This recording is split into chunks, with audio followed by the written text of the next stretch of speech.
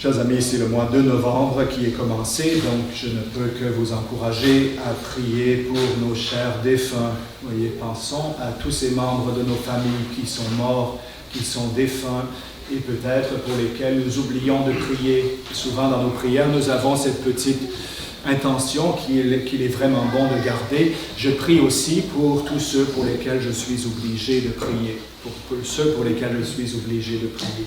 Parmi ceux pour lesquels nous sommes obligés de prier, à côté de nos parents, de nos prêtres, notre évêque, etc., donc nous sommes aussi obligés de prier pour nos défunts, pour ceux qui sont morts avant nous et ceux pour lesquels, en particulier, envers lesquels nous avons des grandes dettes. Nos parents, par exemple, nos chers parents, voyez que nous oublions trop souvent. Nous oublions de prier pour le repos de leur âme.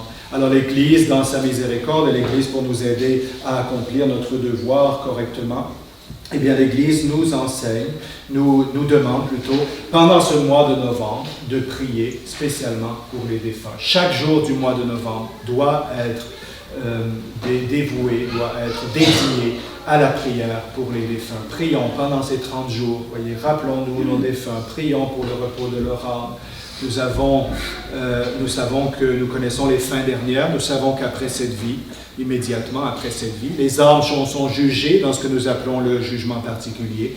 Les âmes terminent soit dans les feux de l'enfer éternel. Nous nous souvenons que la tradition, c'est que la majorité d'entre elles, malheureusement, la majorité d'entre elles, toute la tradition et l'Évangile lui-même sont là pour nous rappeler que la majorité des âmes se damnent parce qu'elles refusent justement de recevoir les rayons de la grâce dans leur âme. Rappelons-nous les paroles de saint Augustin. Crains la grâce qui passe et qui ne repasse pas. Crains la grâce qui passe et qui ne repasse pas. Donc si on reçoit quelquefois des grâces du bon Dieu, et je rappelle, comme j'ai déjà dit plusieurs fois, que ces grâces peuvent être quelquefois un sermon, les paroles du prêtre, les paroles de l'évêque, les paroles de nos parents, si nous recevons des rayons de la grâce du bon Dieu et que nous les refusons, eh bien, ça pourrait nous amener dans une spirale, oui, dans laquelle nous refusons finalement non seulement cette grâce, mais d'autres grâces qui nous seront données. Et cette grâce était nécessaire pour nous aider à nous convertir et à ensuite recevoir les autres grâces que le bon Dieu avait à nous donner. Crains la grâce qui passe et qui ne repasse pas. Alors, donc, prions pour les défunts. Donc, on sait qu'à la fin de notre vie, eh bien, soit nous terminons malheureusement dans les feux éternels de l'enfer, everlasting fire, le feu éternel de l'enfer, ou alors nous recevons ce qui est notre vocation, ce qui est ce à quoi le bon Dieu nous appelle, nous recevons le royaume des cieux, qui lui aussi est éternel, mais qui comprend un nombre très grand, un nombre presque infini de personnes, mais malgré tout, la plus petite partie de l'humanité. La plus petite partie de l'humanité. C'est Jésus qui nous l'a dit, nombreux sont ceux qui marchent vers le chemin facile de la damnation.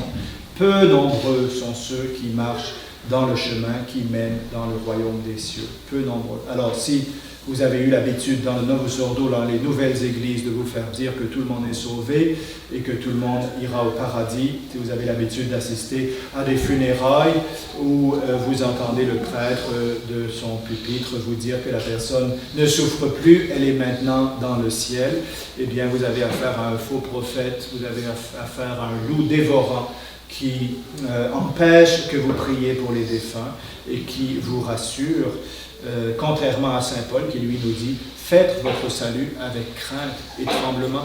Faites votre salut avec crainte et tremblement, ça c'est la parole de saint Paul, et puis les paroles de cet homme, eh bien, c'est que tout le monde ira au paradis, tout va bien, continuez dans vos œuvres mauvaises, dans vos voies mauvaises. Alors, donc ça c'est la deuxième possibilité. La troisième possibilité qui est une possibilité intermédiaire, qui en fait est liée à la deuxième, c'est le purgatoire. Et la tradition nous dit aussi que la plupart des âmes qui meurent passent par le purgatoire avant de rentrer au ciel. Un lieu de purification, un lieu de grande souffrance, un lieu de souffrance qui ne peuvent pas être comparés aux souffrances de la terre, qui sont plus grandes, qui sont beaucoup plus profondes que les souffrances de la terre, que toutes les souffrances que nous pouvons subir sur la terre, un lieu terrible de purification, un lieu rempli d'espérance par contre, c'est-à-dire ce n'est pas un lieu de pure ténèbres, c'est un lieu d'espérance parce que les âmes qui sont sauvées, qui sont dans le purgatoire, sont des âmes qui sont sauvées, c'est pourquoi nous les appelons les saintes âmes du purgatoire, les saintes âmes du purgatoire. Alors ces âmes ont besoin de nos prières, parce que nous qui sommes sur la terre, nous sommes encore dans le temps du mérite, donc nous pouvons mériter leur délivrance. Et la tradition nous dit aussi que si nous méritons leur délivrance, eh bien, toutes ces âmes que nous aurons délivrées ou soulagées de leur peine dans le purgatoire, eh bien, vont prier, vont intercéder pour nous quand elles seront rentrées dans le ciel, quand elles feront partie de l'Église triomphante dans le ciel. Alors, nous avons le devoir de prier pour elles, mais nous avons aussi avantage à prier pour elles, parce que nous aurons ainsi des intercesseurs dans le ciel. Alors, prenons ensemble, chers amis, cette résolution pour le mois de novembre, que nous allons fidèlement visiter les cimetières, fidèlement prier pour les défunts, et assister à la Sainte Messe, faire des aumônes, faire des prières, faire des jeûnes, des pénitences pour le soulagement de nos chers défunts qui sont dans le purgatoire. Ainsi soit-il. Au nom du Père, du Fils et du Saint-Esprit. Ainsi soit-il.